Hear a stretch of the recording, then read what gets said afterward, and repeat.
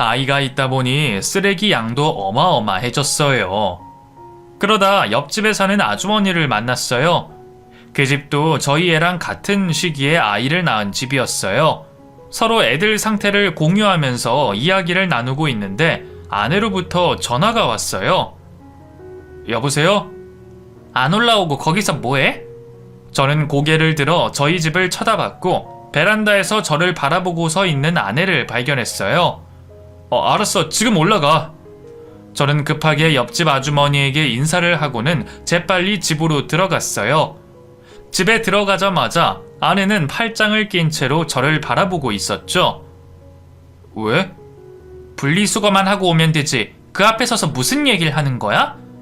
애들 이야기했어. 옆집 여자랑 애들 이야기를 왜 해? 우리 애랑 개월수가 비슷하니까 서로 이야기를 나눈 거지. 정말 그게 다야? 그럼 그거 말고 또 뭐가 있어야 해? 그 여자랑 인사도 나누지 마. 뭐? 난 당신이 다른 여자랑 이야기하는 것도 싫어. 이웃 사촌끼리 인사도 못해? 하지 마. 너 혼자 그렇게 살아. 나는 그렇게 못 사니까. 그럼 또 만나겠다는 소리야? 헛소리 그만 좀 해. 지친다 지쳐. 아내는 제가 다른 이성과 인사를 하는 것조차도 꺼려했고 이상하게 받아들였어요. 그런 걸로 다툼이 잦아진 저는 아내와 같은 공간에 있는 것만으로도 숨이 막혔죠. 저를 밧줄로 꽁꽁 묶어서는 오로지 자신만을 바라보게 하고 싶어 하는 것 같았어요.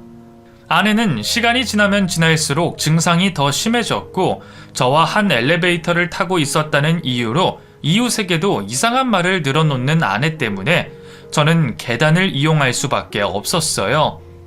될 수 있으면 아내의 심기를 건드리지 않는 것이 낫다고 생각했거든요. 똥이 더러워서 피하지 무서워서 피하는 것이 아닌 것처럼요. 하지만 제 노력에도 아내는 늘 저를 의심했고 초조해했어요.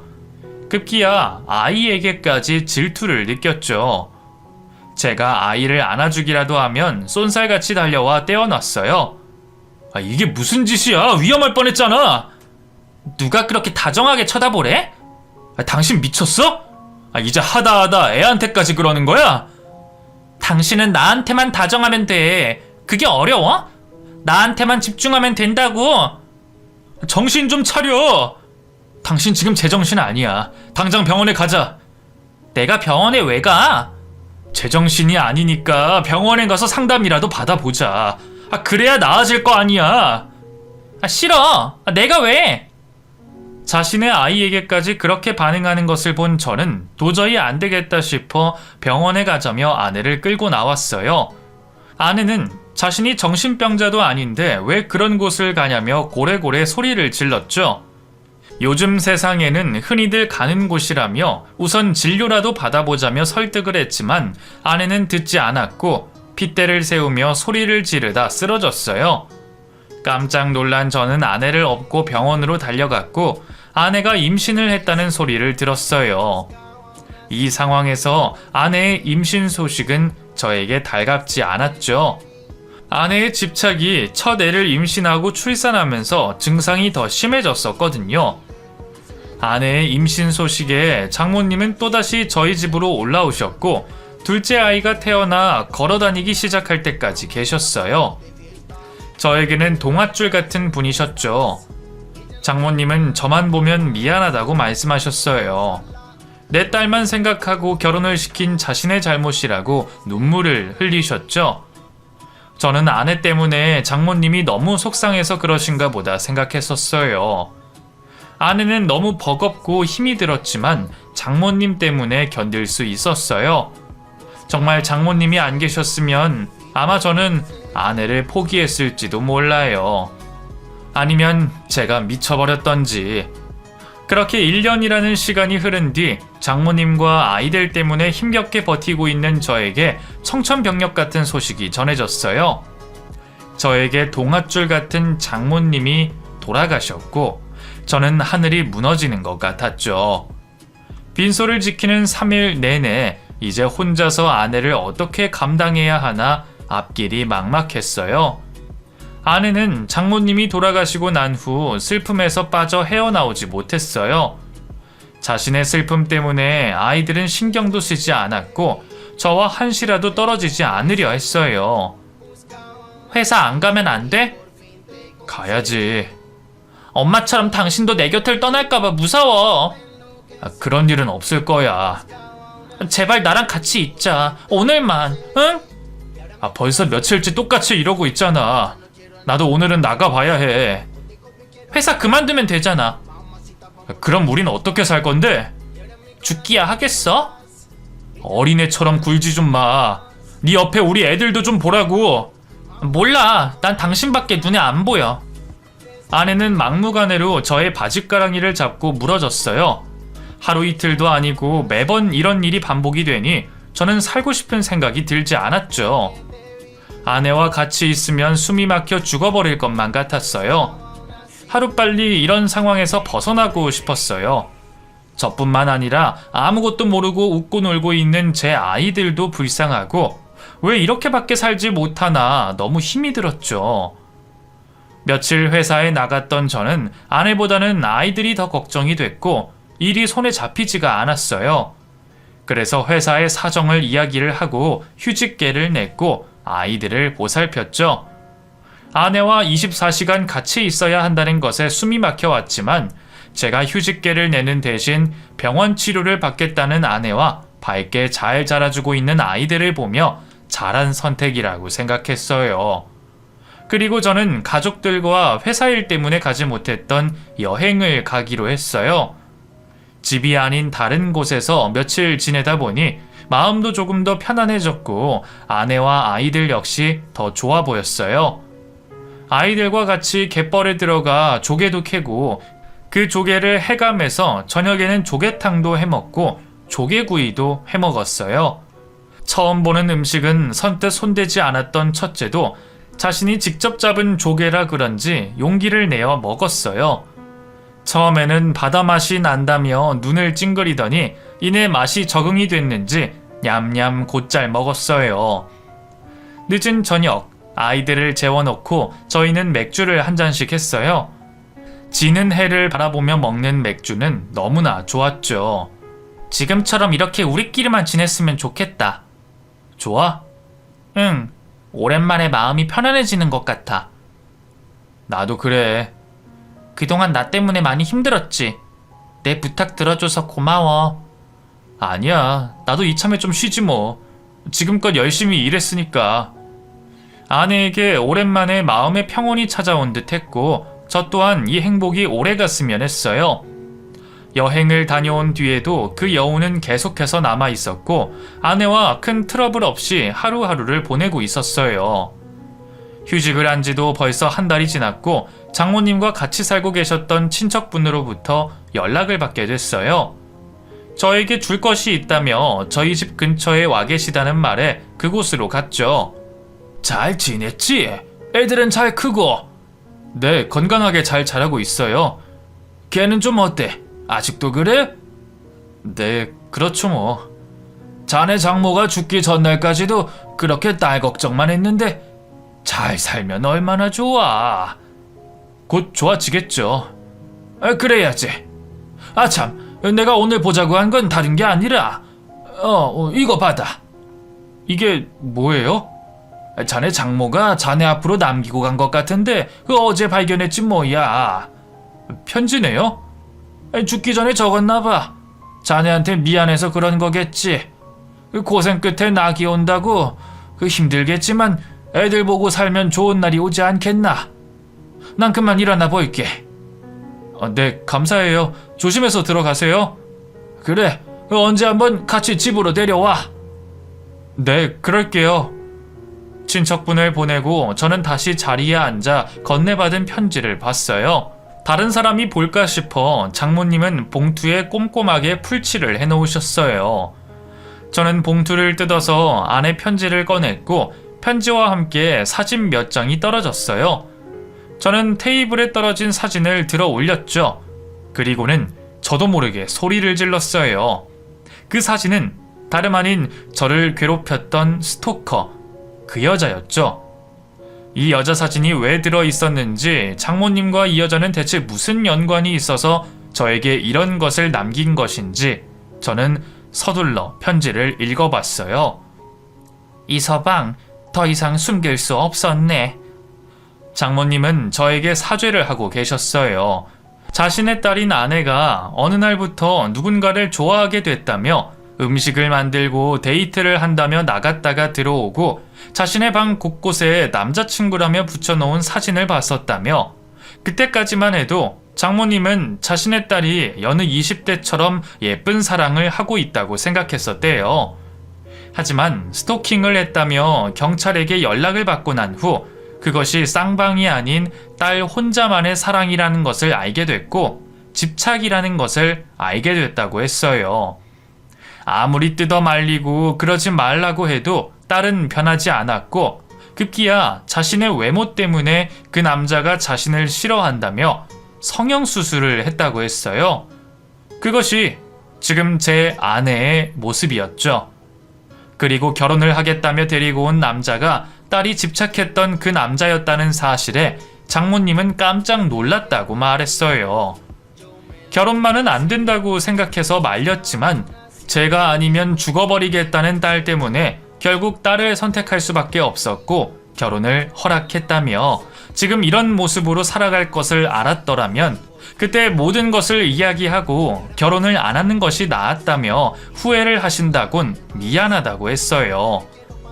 지금은 자신이 그 사실을 제게 말하겠다고 협박을 하면 딸이 잠잠해질 테지만 자신이 죽고 나면 그때는 어떻게 될지 너무 겁이 난다고 하셨죠. 저는 편지를 읽는 내내 가슴이 답답하고 소름이 끼쳤어요. 저를 힘들게 했던 그 여자가 아내였다니 도저히 믿을 수가 없었어요. 탁자 위에 올려진 얼음물을 벌컥 마셨죠. 정신이 혼미해져 아무 생각도 나질 않았어요. 한참을 멍하니 앉아있던 저는 지금까지 아내가 저에게 했던 모든 것들이 떠올라 너무 괴로웠어요. 그동안 아내가 장모님의 말을 듣고 나서 조용해진 이유도 이제야 알게 됐죠. 저는 탁자 위에 있던 아내의 사진을 손에 움켜쥐고는 꼬깃꼬깃 구겼어요. 그때 장모님의 편지 마지막 구절이 순간 떠올랐죠. 지금이라도 늦지 않았네. 내 딸이지만 그런 딸과는 평생 같이 못 살아. 아마 자네가 죽어야 그 집착도 끝이 날 거야. 지금이라도 당장 아이들을 데리고 내 딸에게서 도망치게. 어서. 도망치게. 저는 정신이 번쩍 들었죠. 그리고는 헐레벌떡 집으로 뛰어들어갔어요. 저를 쳐다보고 있는 아내의 얼굴이 예전의 얼굴과 오버랩이 되면서 저는 숨이 턱 막혔어요. 당장이라도 아내에게 달려들어 왜 나에게 이런 짓을 했냐고 아내의 두꺼운 살가죽을 다 벗겨내고 싶었죠. 그때 날카로운 목소리가 저를 향했어요. 어디 갔다가 오냐니까? 요 앞에 잠깐. 어딜 가면 간다고 말을 하고 가야 할 거 아니야. 전화는 왜 또 안 받는 건데? 왔는 줄 몰랐어. 미안. 오늘 병원 가는 날이지? 응. 데려다 줄 거지? 그래야지. 지금 나갈 거야? 내가 준비하는 동안 애들 좀 챙겨줘. 알았어. 천천히 준비해. 혼자서는 다닐 수 없는 아내 때문에 병원엔 늘 온 가족이 같이 가고 있었어요. 아이들만 두고 가기에는 너무 어렵거든요. 저는 아내가 씻는 동안 재빨리 중요한 것들을 가방에 챙겼어요. 통장이랑 도장, 카드, 그리고 애들 옷가지들을 여행용 가방에다 막무가내로 쑤셔 넣고선 옷장 안에 넣어뒀어요. 그리고는 아이들에게 옷을 입히고서는 쿵쾅 뛰고 있는 가슴을 부여잡았죠. 이윽고 아내는 준비가 끝났는지 저를 불렀고 저는 아이들과 함께 병원으로 출발했어요. 병원에 도착한 아내는 치료를 받으러 안으로 들어갔고 저는 긴장한 채 잠시 동안 앉아 있다가 재빨리 아이들을 차에 태워 무작정 밟았어요. 자고 있는 아이들을 차에 잠시 둔 채 집에 올라가 아까 챙겨둔 여행용 가방을 들고서는 차로 돌아왔죠. 그리고는 집에서 최대한 멀리 떨어진 곳으로 정체 없이 밟았어요. 심장이 쿵쾅거리고 식은땀이 줄줄 흘렀죠. 아내가 나오기 전까지 최대한 멀리 가기 위해 저는 있는 힘껏 밟았어요. 1시간이 지나고 나서부터 아내에게 전화가 오기 시작했죠. 진료를 보고 나온 듯 했어요. 저는 고속도로를 타고 목적지 없이 무작정 달렸고 계속 울려대는 핸드폰을 꺼버렸어요. 몇 시간이 흘렀고 어둑어둑해지자 저는 고속도로를 내려왔고 그 근처에 보이는 아무 호텔에 들어갔어요. 제 옆에서 아무것도 모른 채 잠들어 있는 아이들을 바라보며 앞으로 이 아이들과 어디로 가야 하는 걸까? 어떻게 살아야 할까? 수없이 생각했어요.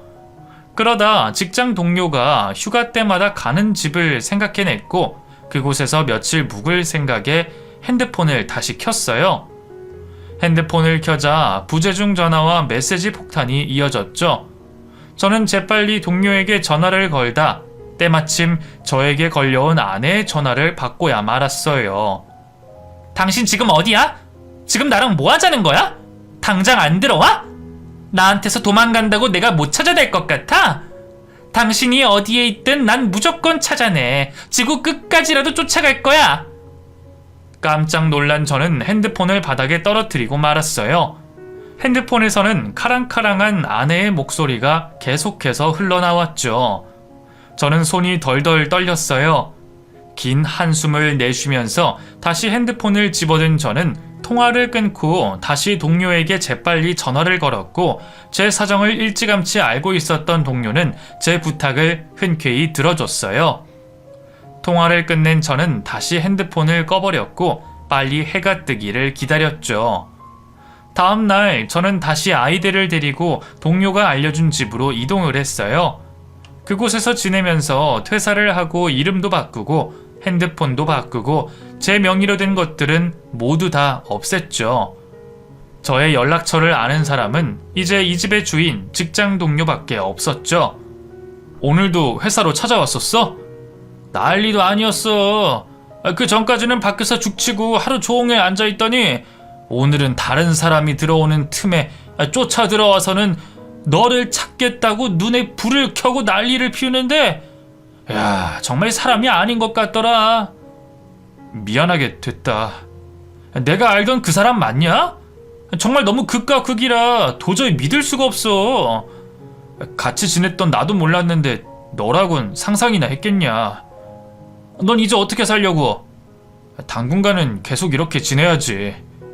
언제 끝날 줄 알고. 너도 그렇지만 애들은 또 무슨 죄냐? 그래, 애들이 제일 불쌍하지. 야, 거기 있는 동안만이라도 편안하게 지내. 필요한 거 있으면 말하고. 고맙다. 동료의 집에서 몇 달을 보낸 저는 또다시 아이들과 함께 다른 곳으로 거처를 옮겼어요. 아내가 저와 동료가 연락을 하고 있다는 것을 알게 됐거든요. 동료가 아내에게 말을 하지는 않을 테지만 혹시나 모를 상황에 대비해 움직일 수밖에 없었어요. 그렇게 몇 년 동안 여러 곳을 옮겨 다니며 아내가 찾아올까 두려움에 떨어야 했어요.